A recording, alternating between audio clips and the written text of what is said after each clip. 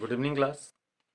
देखिए, आज हम एक बार फिर हाजिर हैं आप लोगों के पास एक नए टॉपिक के साथ। क्लास 10th के हम लोग नए लेसन अर्थमेटिक प्रोग्रेशन मतलब समांतर स्टडी के बारे में। ठीक है, इससे पिछले वाली जो वीडियो थी आपको वो क्लास 10th के आप लोगों को लेसन 4 के बारे में बताया गया था, जिसमें हम क्वाड्रेटिक इक्वेशंस यानी द्विघात समीकरण के हर एक कंसेप्ट को और हर एक एक्सरसाइज पे जितने भी इक्वेशंस थे हमने हर इक्वेशंस के सोल्यूशन को आपको बता दिया था।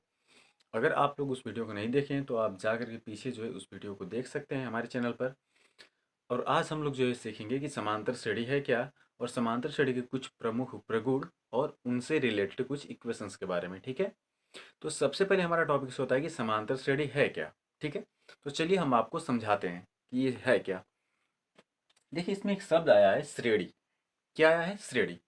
जैसे हम कह देंगे कि अगर कोई एक संख्या या एक क्रम दी जाए, कोई एक संख्या एक क्रम दी जाए और वह उस संख्या व क्रम में किसी निश्चित संख्या का अंतर पाया जाए, या एक निश्चित संख्या उसमें जोड़ी गई हो, या एक निश्चित संख्या उसमें से क्या की गई हो, घटाई गई हो, तो इस प्रकार से अगर कोई श्रेणी प्राप्त होती है तो उसे हम समांतर श्रेणी कहते हैं। कहने का मतलब ये है कि अगर कोई एक संख्या दी जाए और उससे अगली वाली जो संख्या है, फिर उससे आगे वाली संख्या, फिर उससे आगे वाली संख्या, फिर उससे आगे वाली संख्या, ये संख्याएं जैसे जैसे मतलब उस बढ़ेगी, उन संख्याओं के बीच में जो अंतर होगा या फिर जो उनका एड जो सम होगा वह अगर इक्वल नंबर हो रहा हो, जैसे कहा जाएगा। जैसे देखिए, हम समझाते हैं पहले, उसके बाद हम स्टडी आपको बताएंगे कि होता क्या है। जैसे हम कह दें कि अगर कोई नंबर एक हमें लिया गया है, जैसे मान लीजिए कि ये 3 हो गया, ये 5 हो गया, ये 7 हो गया, ये 9, ये 11, और ऐसे करके हम डॉट डॉट कर देते हैं। ठीक है, ये हमारा एक नंबर है। ठीक है, अगर हमने बताया क्या आपको कि अगर कोई श्रेणी अगर आपको दिख रही हो, कोई श्रृंखला अगर आपको दिख रही हो, और उस श्रृंखला की आगे वाले जो नंबर हैं वो अपने पिछले वाले नंबर से अगर बराबर डिफरेंस रख रहे हो, मतलब बराबर अंतर रख रहे हो, या बराबर मतलब दूरी पर हो, उनके बीच का डिफरेंस अगर इक्वल होना चाहिए। जैसे सबसे पहली संख्या क्या दिख रही है? 3। उसके बाद क्या दिख रहा है आपको? 5। 3 से 5 में डिफरेंस कितने का दिख रहा है? 2 का, क्योंकि 3 में 2 जोड़ देंगे तो कितना हो जाएगा? 5 हो जाएगा। तो इनके बीच डिफरेंस कितना है? +2। अब 5 और 7 में डिफरेंस कितने का दिख रहा है? +2 का, क्योंकि 5 में 2 जोड़ेंगे तो कितना हो जाएगा? 7। फिर 7 और 9 में डिफरेंस कितने का दिख रहा है? 2 का। 9 में और कितने का डिफरेंस दिख रहा है? 2 का, क्योंकि 3 में 2 जोड़ेंगे तो 5, 5 में 2 जोड़ेंगे तो 7, 7 में 2 जोड़ेंगे तो 9, 9 में 2 जोड़ेंगे तो 11। यानी प्रत्येक जो आगे वाला नंबर है वो अपने पिछले वाले नंबर से कितना अधिक है? 2 अधिक है। यानी इनके बीच का जो अंतर है वो कितना दिख रहा है? 2 दिख रहा है। तो इस प्रकार की जो श्रेणी होती है उसे हम समांतर श्रेणी कहते हैं। क्या बोलते हैं? समांतर श्रेणी कहते हैं, या इंग्लिश में से अर्थमेटिक प्रोग्रेशन कहते हैं। शॉर्ट में से हम लोग एपी लिखते हैं। अर्थमेटिक प्रोग्रेशन हिंदी में क्या बोलते हैं? समांतर श्रेणी बोलते हैं। तो अगर इसकी चीज़ों को अगर समझना है तो ध्यान से, हमने बोला क्या है कि अगर कोई नंबर अगर दिया जाए वो इस प्रकार के जो है श्रेणी में स्थित हो कि उनके बीच का जो डिफरेंस होगा अगर वो इक्वल होता है, तो इस प्रकार की श्रेणी को हम क्या बोलते हैं? समांतर श्रेणी बोलते हैं। क्या बोलते हैं बाबू? समांतर श्रेणी बोलते हैं। ठीक है, जैसे एक हम दूसरा लेकर दिखाते हैं। जैसे मान लीजिए संख्या होगी, जैसे मान लीजिए कि मान लीजिए 17, मान लीजिए 14, 11, 8, डॉट डॉट डॉट। अब इसमें अगर आप डिफरेंस देखें तो इसमें दो दो जोड़ा जा रहा था, लेकिन इसमें डिफरेंस क्या हो जाएगा कि 17 है, उसके बाद क्या है? 14। यानी इसमें माइनस किया जा रहा है। कितना माइनस किया गया है? -3। 17 में से 3 निकाल देंगे तो कितना होगा? 14। फिर 14 में से 3 निकाल देंगे तो कितना होगा? 11। 11 में से 3 निकाल देंगे तो कितना हो जाएगा? 8। तो जब भी अगर संख्याओं की अगर कोई श्रृंखला दी जाए और वह अगर उस श्रृंखला के बीच में जो डिफरेंस होगा अगर वह समान हो, डिफरेंस क्या हो हमारा? समान हो, तो इस प्रकार से प्राप्त श्रेणी को हम क्या बोलते हैं? समांतर श्रेणी बोलते हैं। क्या बोलते हैं? समांतर श्रेणी बोलते हैं। अब इसकी दूसरी डिफिनेशन क्या है उसको आप देखिए। पहले हम डिफिनेशन लिख देते हैं, फिर आपको समझाते हैं कि कैसे डिफाइन कर सकते हैं। ठीक है, जैसे मान लीजिए, 1 मिनट रुकिए, देखिए इसको हम इरेज कर देते हैं। देखिए, इसकी परिभाषा क्या होती है कि यदि किसी संख्या में, देखिए,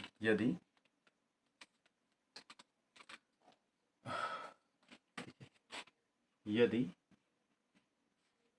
किसी संख्या में एक समान अंक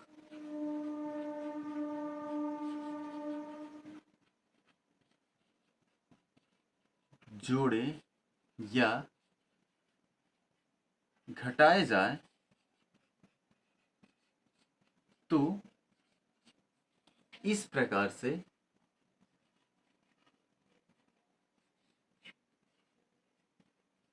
प्राप्त श्रेणी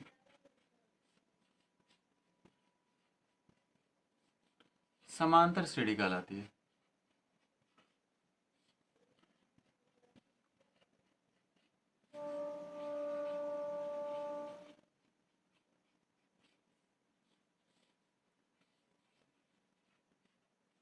ठीक है, डिफिनेशन क्या है कि यदि किसी संख्या में एक समान अंक जोड़े या घटाए जाएं तो इस प्रकार से प्राप्त श्रेणी क्या कहलाती है, समांतर श्रेणी कहलाती है। पहले हम इसको डिफाइन कर देते हैं, फिर उसके बाद स्ट्रक्चर के थ्रू जो फार्मूला निकाला जाएगा उसको हम आपको बताएंगे। ठीक है, जैसे आपको कोई एक नंबर ले लेना है, जैसे हमने एक नंबर ले लिया 3, जैसे हमने नंबर क्या ले लिया 3।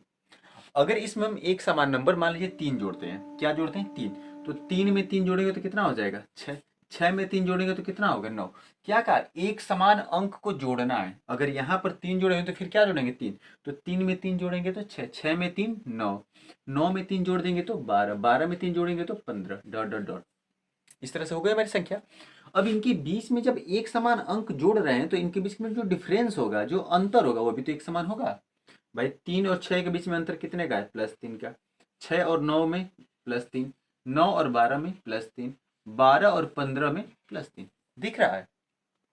तो जब भी किसी श्रृंखला में एक समान अंक जोड़ा या घटाया जाए, जैसे मान लीजिए संख्या हमारी 20 हो गई, इसमें से अगर 3 घटा देते हैं तो कितना आ जाएगा 17, उसके बाद कितना आ जाएगा 14, फिर कितना आ जाएगा 11, डॉट डॉट डॉट। अब इसमें डिफरेंस अगर आप देखें तो देखिए कितने का होगा, -3 का। 20 में से -3 निकालेंगे तो 17, 17 में से -3 तो 14 हो जाएगा, और 14 में से -3 तो 11 हो जाएगा, होगा कि नहीं। तो जब भी किसी संख्या में एक समान अंक जोड़े या घटाए जाते हैं तो इस प्रकार से जो भी श्रेणी प्राप्त होती है उसे हम क्या बोलते हैं, समांतर श्रेणी बोलते हैं। क्या बोलते हैं, समांतर श्रेणी। तो जब भी आपको किसी भी अगर संख्या श्रृंखला दी जाए और अगर उसमें आपको पता करना है कि ये समांतर श्रेणी में है या नहीं है, तो आपको सबसे पहले उनके बीच में डिफरेंस देखना होगा। अगर अंतर बराबर होगा तो वह समांतर श्रेणी में होगी। यानी ये जो संख्याएं हैं, ये जो श्रृंखलाएं हैं, ये किसमें है, तो ये समांतर श्रेणी में है। किसमें है, समांतर श्रेणी में है। लेकिन हम एक दूसरा नंबर आपको दिखाते हैं। जैसे मान लीजिए ये हमारी संख्या ऊपर देखिए, जैसे ये हो गया 3,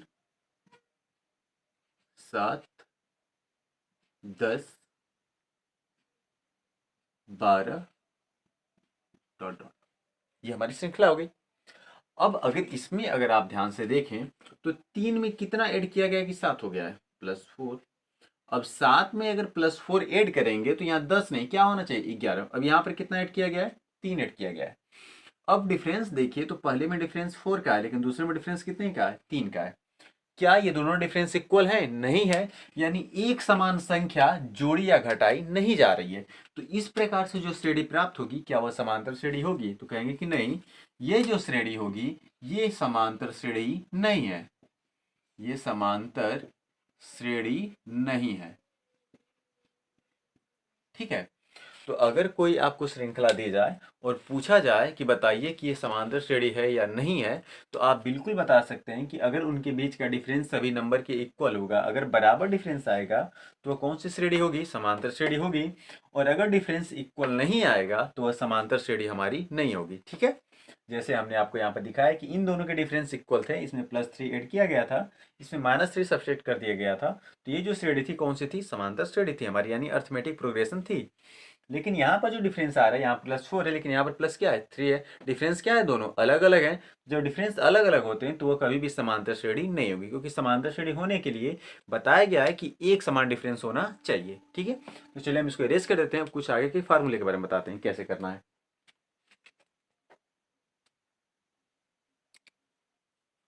चलिए इसको हम इरेज करते हैं, देखिए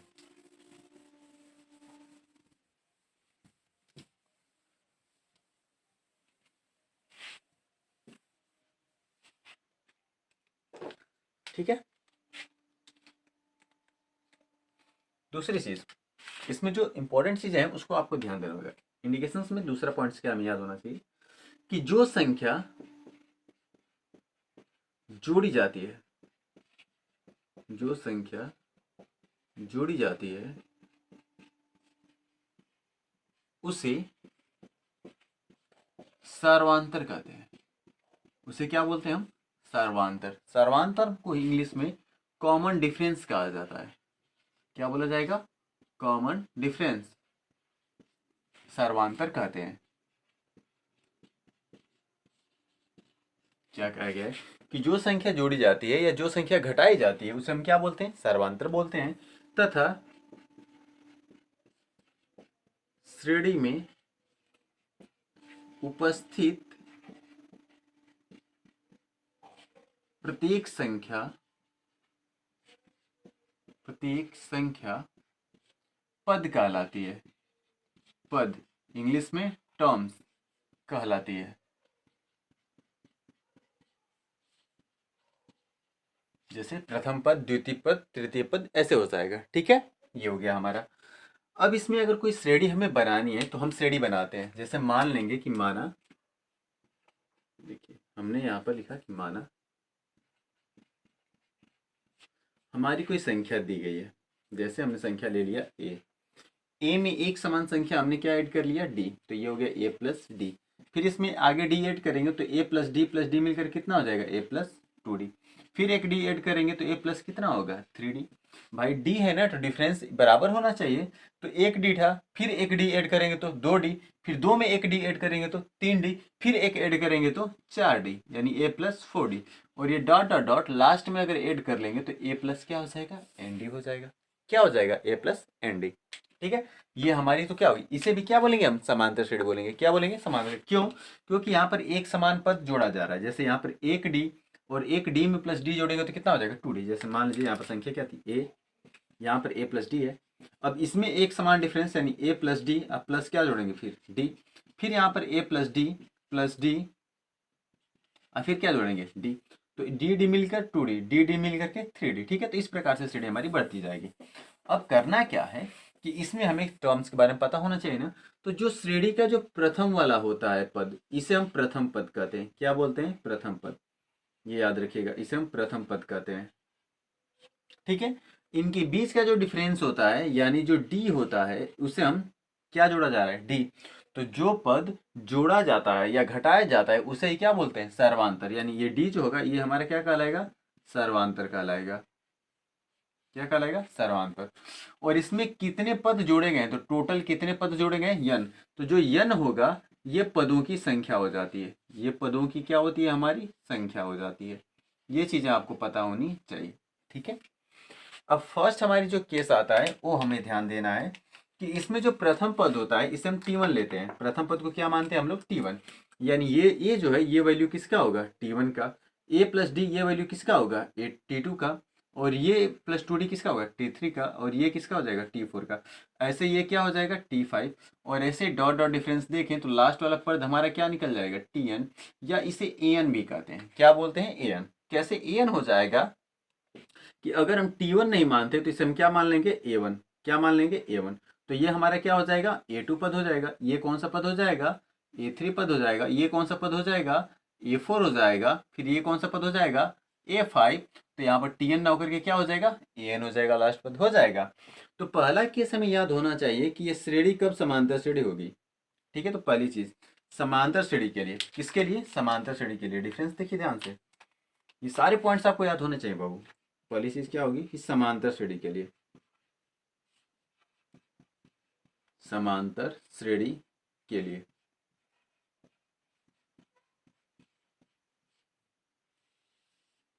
जो अगला पद है, यानी ये केस हमें अप्लाई करना पड़ेगा।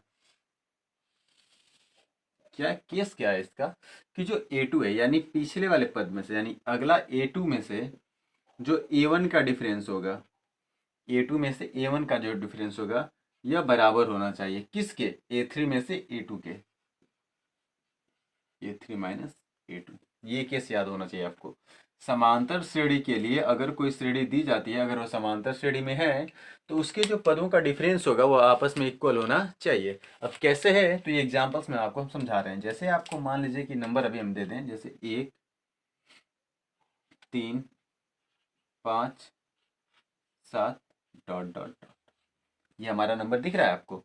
अब अगर इसको कंपैरिजन अगर आप करें इसकी, तो कंपैरिजन करेंगे तो ये हमारा फर्स्ट पद क्या हो जाएगा, A1 की वैल्यू, ये A2, ये A3, ये A4, डॉट डॉट डॉट हो गया। अब कह रहा है कि यह समांतर श्रेणी के लिए, यह समांतर श्रेणी में तभी होगी जब A2 माइनस A1 ये बराबर होगा A3 माइनस A2 के। तो देखो A2 दूसरा पद हमारा कितना है, 3 है, तो यहाँ पर रख लेंगे, तो डिफरेंस हमारा यहाँ देखिए क्या निकल जाएगा, 3 और माइनस A1, तो A1 का मान कितना 1, और ये बराबर देखिए होना चाहिए A3 का मान कितना आपका दिख रहा है 5, और माइनस A2 का मान कितना दिख रहा है 3। अब 3 में से 1 को सब्सट्रेट कर देंगे तो 2 हो जाएगा, अब 5 में से 3 जाएगा तो क्या हो जाएगा, 2 हो जाएगा। अब देखिए दोनों डिफरेंस इक्वल है कि नहीं है, तो जब भी डिफरेंस आपको इनका बराबर आएगा, इक्वल आएगा, तो कह देंगे कि ये जो पद हैं ये किस में है, समांतर श्रेणी में है। ये किस में है, तो समांतर श्रेणी में है, यानी कि एपी में है। समझ में आ गई बात। तो जब भी आपको अगर कोई पद दिया जाए और पूछा जाए कि दिया गया जो श्रृंखला है वह समांतर श्रेणी है कि नहीं है, तो आपको सीधे फार्मूला लगाना होगा कि A2 minus A1 is equal to A3 minus A2। अगर ऐसा केस होगा तो वह समांतर श्रेणी में होंगे, और अगर नहीं है तो वह समांतर श्रेणी में नहीं होंगे। ठीक है, तो इसको आप देख लीजिए, इसका स्क्रीनशॉट ले लीजिए, फिर आगे हम बताते हैं आपको।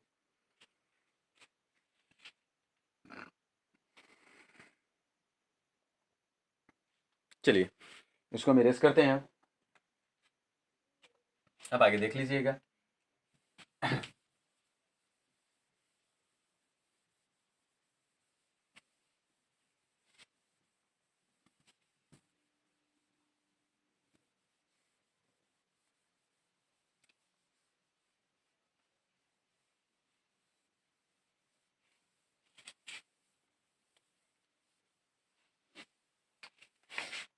अब देखिए कुछ अलग तरह के इक्वेशंस को भी आप देख लीजिए कि कैसे होगा। जैसे कह देगा कोई इक्वेशंस कि यदि, देखिए क्वेश्चंस क्या कहेगा कि यदि k plus 1 2k plus 3 3k minus 9 AP में है, किस में है, एपी में है, तो k का मान बताइए, तो k का मान ज्ञात कीजिए।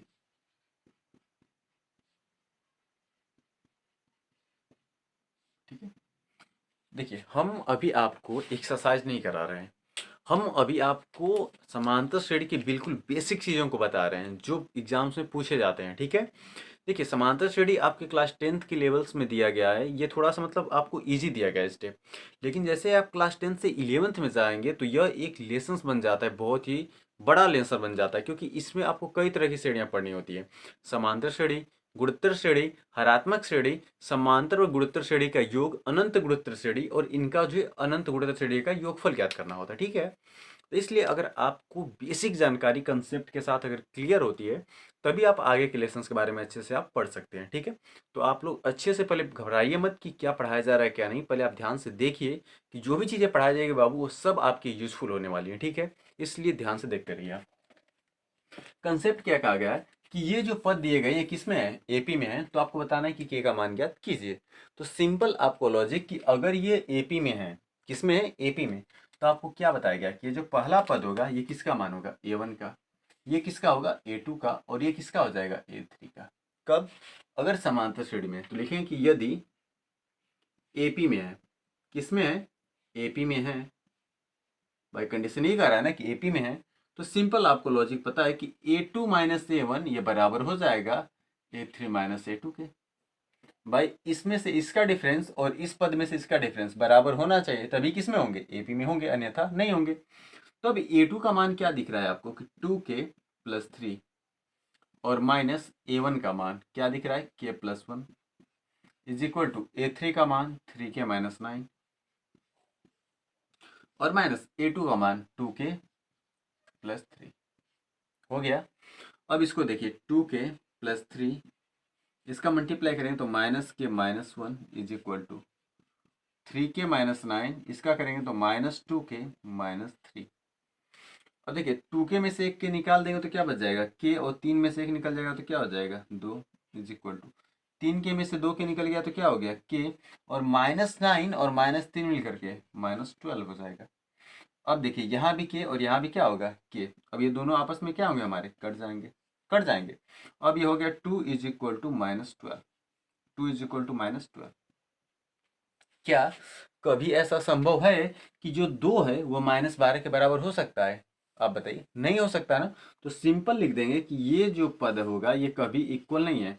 और जब a2 - a1 ये a3 - a2 के बराबर नहीं है, अर्थात ये जो पद होगा वह AP में नहीं है, AP में नहीं है।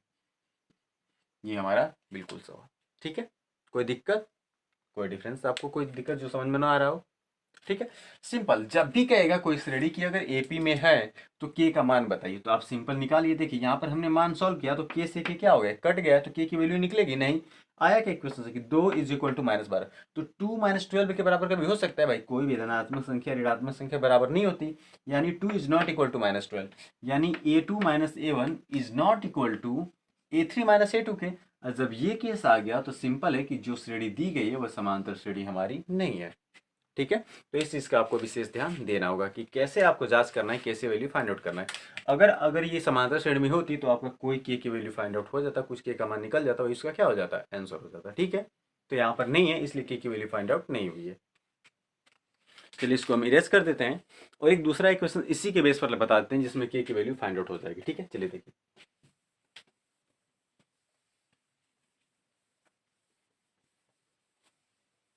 अब देखिए जैसे कह देगा कि इक्वेशन कि यदि k - 3 2k + 1 -k + 3 AP में है, किसमें है, AP में है। ठीक है। तो k का मान बताइए, किसका मान बताइए, k का मान ज्ञात कीजिए। अब k का मान आपको ज्ञात करना है तो पहले इस पदों को ध्यान से आप देख लीजिए। ये हमारा कौन सा पद हो गया, a1, ये कौन सा हो गया a2, और ये कौन सा हो गया a3। अगर ये AP में है तो कंडीशंस क्या है कि a2 - a1 is equal to a3 - a2 के। कब, यदि ये पद किस में है, AP में है।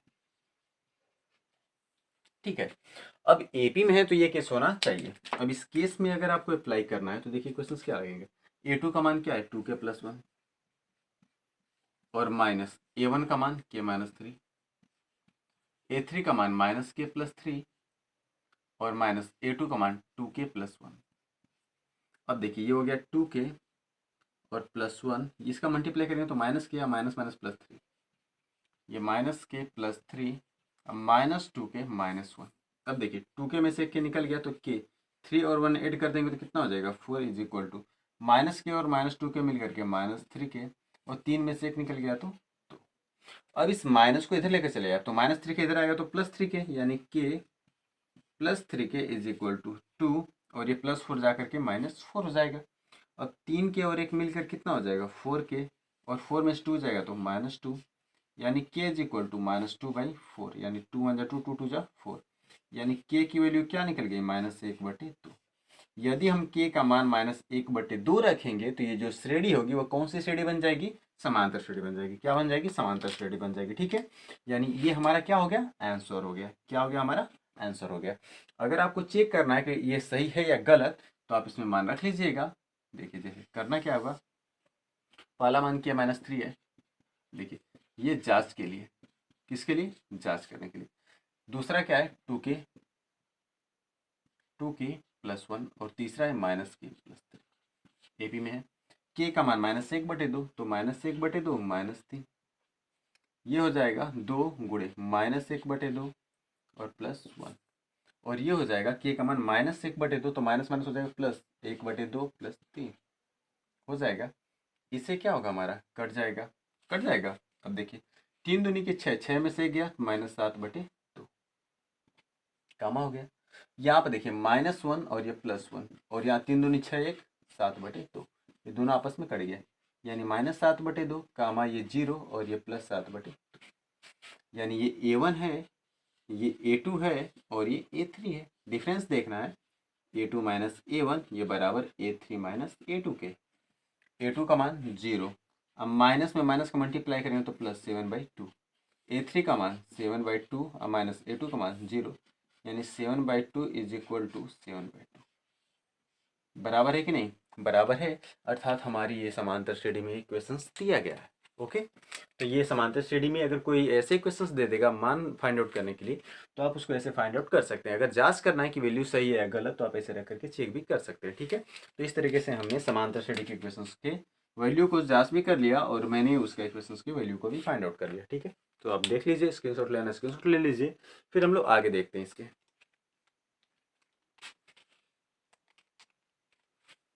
चलिए, अब हम इसको जो इरेज कर देते हैं और आगे देखते हैं हम लोग।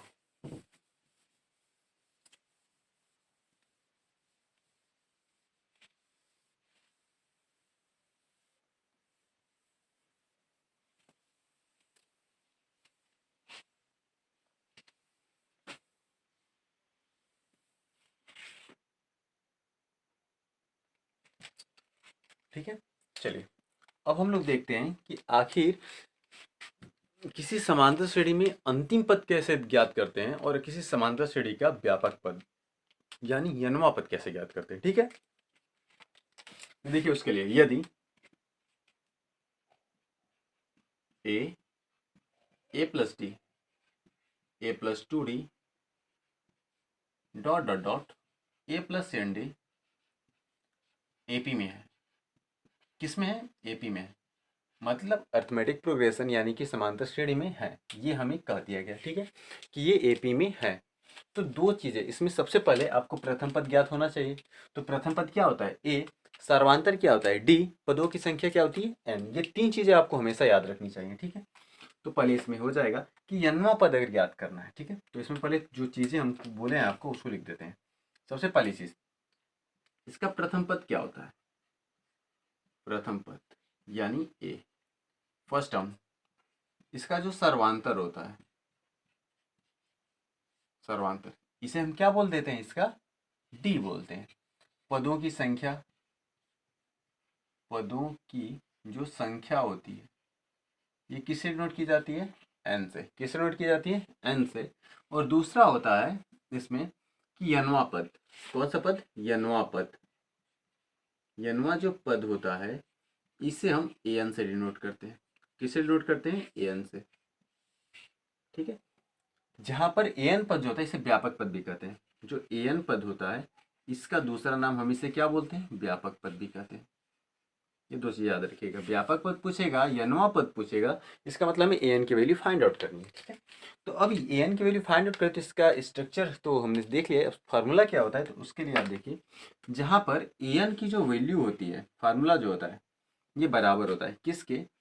ए plus N minus 1 into D के। ये फार्मूला होता है। A N is equal to A plus N minus 1 into D. ठीक है, फार्मूला है। जैसे कह देगा कि यदि, देखिए इसका एग्जाम्पल्स में देख लीजिए। देखिए श्रेणी 2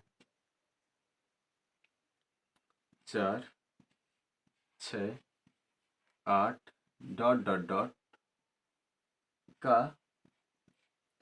मान लीजिए 10वां पद ज्ञात करिए।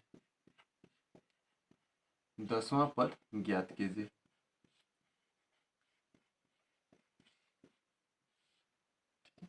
ये आपका फार्मूला है।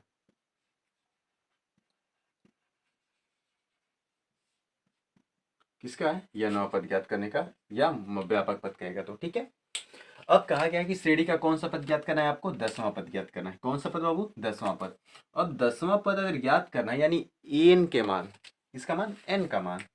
देखिए पहले श्रेणी का प्रथम पद यानी प्रथम पद ए होता है, तो ए का मान यहाँ से कितना मिल जाएगा आपको? ज्ञात करेंगे तो 2 मिल जाएगा।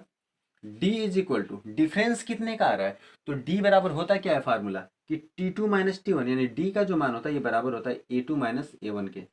ये फार्मूला इसे भी आप याद रखिएगा। डी की वैल्यू जो होती है बराबर किसके होती है, A two minus A one के। ठीक है, तो यहाँ से अगर आप वैल्यू फाइंड आउट करते हो इसका, तो डी बराबर क्या निकल जाएगा, ए टू का मान कितना है आपका 4 माइनस ए वन का मान कितना है 2, अब 4 में से 2 जाएगा तो डी का मान 2 आ जाएगा। कितना आ गया आपका 2 आ गया। इसमें पदों की संख्या जो यन है, कुल कितने पदों का ज्ञात करना है, यानी कौन सा पद ज्ञात करना है, 10वां पद ना, तो ये यन का मान हो जाएगा, यानी यन का मान कितना हो गया 10। पहले ये चीजें आपको याद होनी चाहिए कि कौन सा ए का मान है, कौन सा डी का मान है, कौन सा यन का मान है। अब इतना चीजें हमें ज्ञात है तो फार्मूला हम जानते हैं, चूंकि A N is equal to A plus N minus one into D, N का मान 10 है तो यानी A 10 is equal to A plus N का मतलब 10 माइनस 1 इंटू टी, यानी ए प्लस 9डी। ये हमें हुआ। अब हमें इसमें करना क्या है कि सबसे पहले ए की वैल्यू देखनी है, तो ए का मान कितना है 2, तो ये हो गया 2, अब प्लस 9 इंटू डी, डी का मान कितना आपका दिख रहा है 2, तो ये लिख लीजिएगा 2। अब देखिए 2 और 9 दूनी 18, 18 में 2 जोड़ लेंगे तो कितना हो जाएगा 20, यानी ए 10 की वैल्यू कितनी निकल गई आपकी 20 निकल गई, और ये हमारा क्या हो जाएगा इसका आंसर हो जाएगा। ठीक है, तो जब भी आपको यनवा पद या 10वां पद, 12वां पद, 11वां पद जब भी आपको ऐसे ज्ञात करने के लिए बोलेगा कि आप 5वां पद ज्ञात करिए, 10वां पद ज्ञात करिए, 11वां पद ज्ञात करिए, तो आपको सिंपल 99 पद का फार्मूला लगाना है और इस तरीके से आप उस क्वेश्चन को सॉल्व करके लगा लेंगे, ज्ञात कर लेंगे। ठीक है, ध्यान से देख लीजिए, स्क्रीनशॉट ले लीजिए।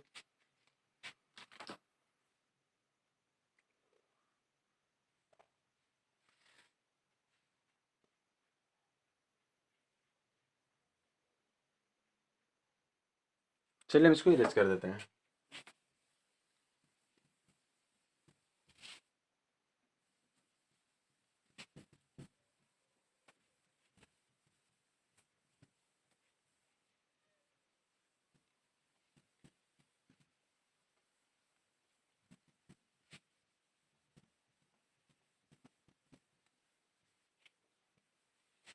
देखिए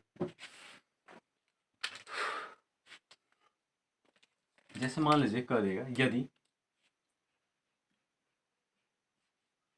ए plus D, A plus 2d dot dot dot dot L तक श्रेणी एपी में है, किस में है एपी में है। अब इसमें 3 चीज़ें आपको पता होनी चाहिए, और क्या क्या पता होनी चाहिए तो ध्यान से देख लीजिए। पहले कि आप जानते हैं कि ए क्या होता है, तो ए आपका प्रथम पद है, ए हमेशा क्या होता है प्रथम पद होता है। डी क्या होता है सर्वांतर, क्या होता है आपका सर्वांतर। डी इज इक्वल टू होता क्या है, तो ए टू माइनस ए वन, यानी अगले पद में से पिछले पद को घटाने से किसका मान निकलता है आपका डी का मान निकलता है। ठीक है, इसके अलावा एन क्या होता है पदों की संख्या, पदों की संख्या। और एल क्या होगा आपका, जैसे मान लीजिए एल क्या होगा, तो ये होता है अंतिम पद। एल क्या होता है अंतिम पद। अगर किसी क्वेश्चंस में अंतिम पद पूछेगा, दे देगा और बोलेगा कि बताइए इसका कौन सा पद जो है इतना होगा, या अंतिम पद माइनस 65 दिया है तो पदों की संख्या ज्ञात कीजिए कि इसके बीच में कुल कितने पद स्थित होंगे। ठीक है, इस प्रकार से वो कोई क्वेश्चन देता है तो जैसे मान लीजिए हमारा समीकरण दे देगा, जैसे कह देगा इक्वेशन से, देखिए जैसे हम मन से लेते हैं इक्वेशन, जैसे कह लीजिए कि यदि ध्यान दीजिएगा, कह देगा कि 4 6 8 10 डॉट डॉट डॉट डॉट, और यहाँ पर कर दिया कि 64 के बीच कितने पद हैं या कितने पद स्थित होंगे।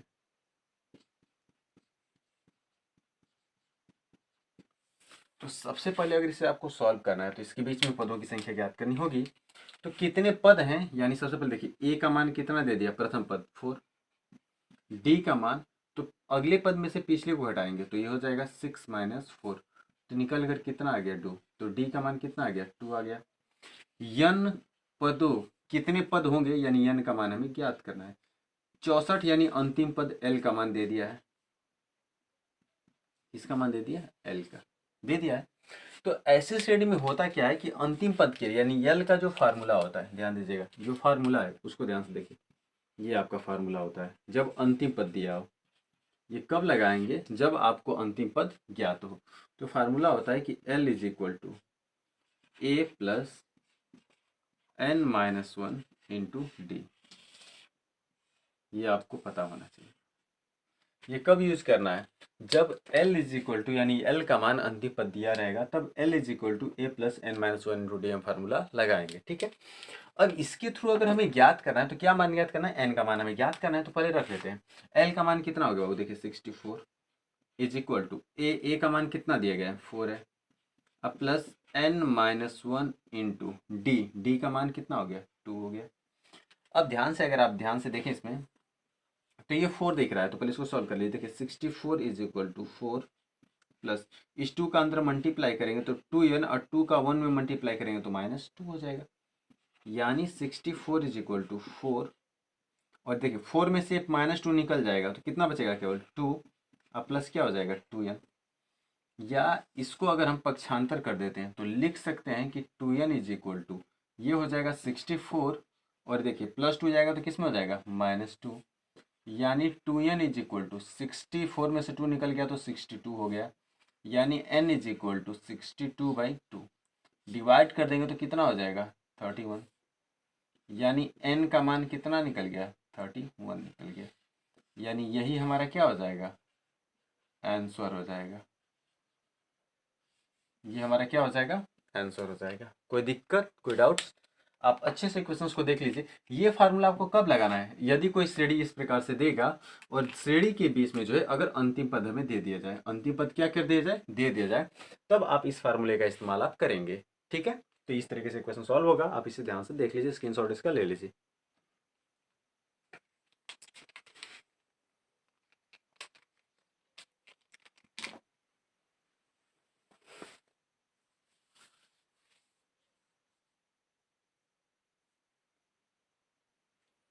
चलिए हम इसको इरेज कर देते हैं।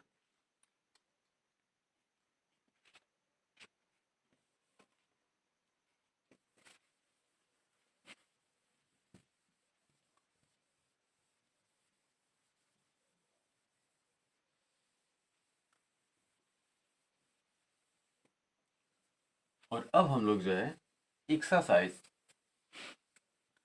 आपके 5.1 के इक्वेशंस को सॉल्व करेंगे, ठीक है। जिसमें से पहला इक्वेशंस अभी आपके स्क्रीन पर दिख रहा होगा। उसमें लिखा क्या गया है कि दी हुई एपी के प्रथम 4 पद लिखिए जबकि प्रथम पद व सर्वांतर डी निम्नलिखित दिए गए हैं। हमें कितने पद लिखने हैं 4, जिसमें से प्रथम पद यानी ए का मान और सर्वांतर डी का मान दिया गया है। इसमें से देखिए हम पहला एक बताते हैं आपको। जैसे फर्स्ट आपको दिया गया है कि ए इज इक्वल टू 10।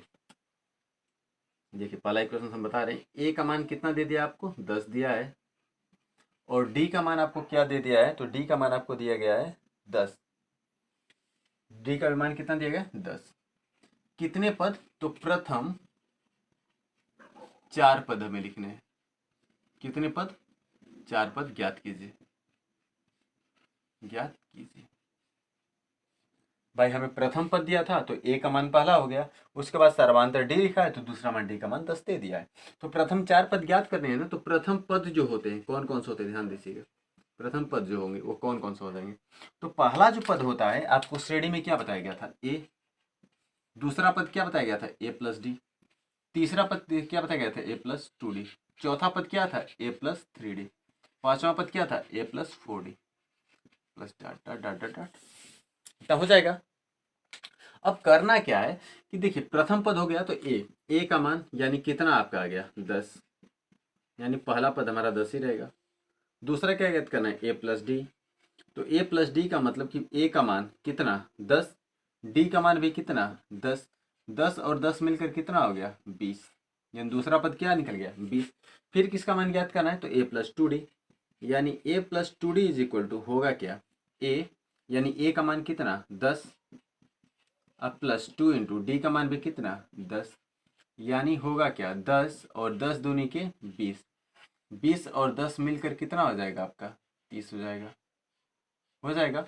अब इसी प्रकार से यदि a plus 3d find out करना है तो a प्लस 3d बराबर होगा क्या, a का मान 10 अब प्लस 3 गुणे d का मान 10। अब होगा क्या कि 10 और प्लस 3 दाम में 30, तो 30 और 10 मिलकर कितना हो जाएगा 40। कितने पद ज्ञात करने थे 4, यानी प्रथम पद 1 2 3 और 4, हमें 4 पद ज्ञात हो गए।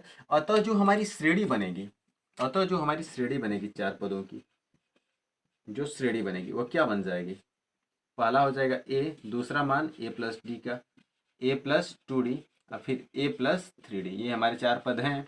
तो हमारा a का मान कितना आया है 10, a प्लस डी का मान कितना आया है 20, a प्लस 2d का मान कितना आ गया 30 और a प्लस 3d का मान कितना आ गया 40 आ गया। यही हमारा क्या हो जाएगा आंसर हो जाएगा। ठीक है, तो जब भी आपको प्रथम 4 पद ज्ञात करने हैं तो आपको यही 4 पद ज्ञात करने होंगे। ठीक है, तो इस तरह के सवाल आपको जो भी देगा आप उसको लगा सकते हैं। यानी फर्स्ट इक्वेशन जो आपको दिख रहा था स्क्रीन पे, उसमें के जितने भी अन्य इक्वेशंस हैं वो सभी इक्वेशंस आप जो है इसी बेस से लगाएंगे, आपके सारे इक्वेशन सॉल्व हो जाएंगे। ठीक है, आप इसका स्क्रीनशॉट ले लीजिए, फिर अगले इक्वेशन को हम लोग देखते हैं।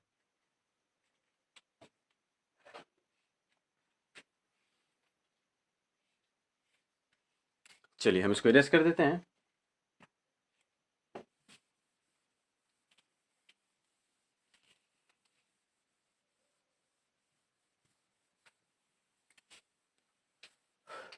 देखिए अब एक दूसरा इक्वेशन आपके स्क्रीन पर और दिख रहा होगा, उसमें करना क्या है देखिए हम पढ़ते हैं।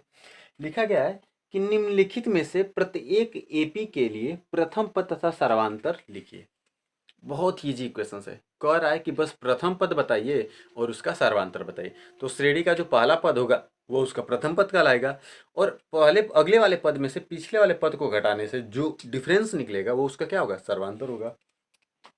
जिसमें से पहला इक्वेशन हम आपको छोड़ देते हैं और उसमें काम देखिए आपको तीसरा इक्वेशन बताते हैं थोड़ा जो अलग है। लिखा गया 1/3, देखिए तीसरा वाला जो है थोड़ा सा हट देखिए क्या लिखा गया है 1/3, उसके बाद कामा दिया गया है, फिर लिखा है 5/3, उसके बाद दूसरा अगला दिया गया 9/3, फिर 13/3, 9/3 13/3 के प्रथम पद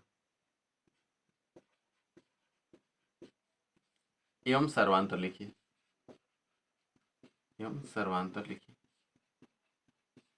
कितना इजी इक्वेशन आपको एकदम दिया है करने के लिए। कह रहा है कि प्रथम पद, तो जो प्रथम पद होता है, प्रथम पद ये हमेशा ए होता है। श्रेणी का पहला पद क्या है 1/3, यानी प्रथम पद का मान क्या निकल जाएगा 1/3। दूसरा क्या पूछा है सर्वांतर, तो लिखेंगे सीधे कि सर्वांतर यानी जो डी होता है डिफरेंस जो होता है कॉमन डिफरेंस, ये बराबर होता है क्या A2 - A1। भाई यही फार्मूला आपको बताया गया था ना। अब A2 - A1 जब लिखा गया है तो भाई ये पहला पद A1 है, ये क्या होगा A2 A3 और A4। तो यहाँ से अगर आप देखें तो A2 का मान 5/3 और माइनस A1 का मान 1/3। अब देखिए दोनों के हर हमारे इक्वल हैं, डिनोमिनेटर इक्वल होता है तो न्यूमिनेटर को जोड़ना है तो जोड़ लेंगे, घटाना है तो घटा लेंगे। तो ये हो जाएगा 5 - 1, यानी 5 में से 1 निकल जाएगा तो क्या हो जाएगा 4/3। तो ये हमारा क्या निकल गया सर्वांतर, डी का मान 4/3 और प्रथम पद ए का मान 1/3। ठीक है, तो इस तरीके से हम डिफरेंस भी निकाल सकते हैं और सर्वांतर भी ज्ञात कर सकते हैं। ठीक है, तो ये हमारा इक्वेशंस हो गया। ठीक, तो जो भी और भी इक्वेशंस आपको दिख रहा था स्क्रीन पे वो सारे इक्वेशंस को आप इस तरीके से सॉल्व कर सकते हैं। ओके, ध्यान से देख लीजिए।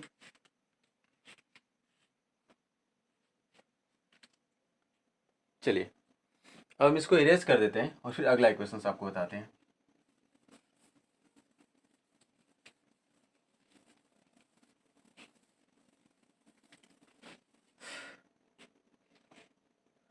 देखिए अगला इक्वेशन आपके स्क्रीन पर दिख रहा होगा, उसमें लिखा गया है कि निम्नलिखित में से कौन कौन एपी में है, यदि कोई एपी में है तो इसका सर्वांतर ज्ञात कीजिए और इनके 3 और पद लिखिए। इनके 3 और पद क्या करिए आप, लिखिए। ठीक है, तो सबसे पहले देखिए पहला इक्वेशन हम देख लेते हैं। जो पहला लिखा गया है आपको देखिए, लिखा गया है कि 2 4 8 16, 2 4 8 16 डॉट डॉट डॉट। हमें पहले जांच करना है कि ये जो इक्वेशंस दिया गया है यह एपी में है कि नहीं है, मतलब समांतर श्रेणी है कि नहीं है। अगर समांतर श्रेणी में है तो इसके आगे के और 3 पद आप लिखिए। ठीक है, तो जैसे अगर ये समांतर श्रेणी में है कि नहीं पहले इसकी जांच कर लेते हैं, डिफरेंस देख लेते हैं। तो समांतर श्रेणी के लिए क्या बताया गया कि a2 माइनस a1 ये बराबर होना चाहिए a3 माइनस a2 के। ये a1 ये a2, तो a2 में से 4 और a1 माइनस 2 और a3 का मतलब 8 माइनस 4, 4 में से 2 2 हो गया और 8 में से 4 गया 4। क्या 2 का विचार के बराबर होगा? नहीं। तो लिखेंगे कि a2 minus 1 is not equal to a3 minus a2, अर्थात ये जो श्रेणी है ये हमारी समांतर श्रेणी नहीं है। कैसी श्रेणी नहीं है बाबू? समांतर श्रेणी नहीं है। और जब यह समांतर श्रेणी नहीं है तो इसका कोई पद ज्ञात होगा? जी नहीं, तो इसका कोई भी पद ज्ञात नहीं होगा। लेकिन हम एक दूसरा इक्वेशन लेकर देखते हैं कि क्या वो समांतर श्रेणी में है कि नहीं है। चलिए इसको मैनेज कर देते हैं। समझ में आया? डिफरेंस बराबर होगा तो समांतर श्रेणी होंगे, और अगर डिफरेंस बराबर नहीं है तो समांतर श्रेणी हमारे नहीं होंगे। इसको मैनेज कर देते हैं। अब देखिए अगला,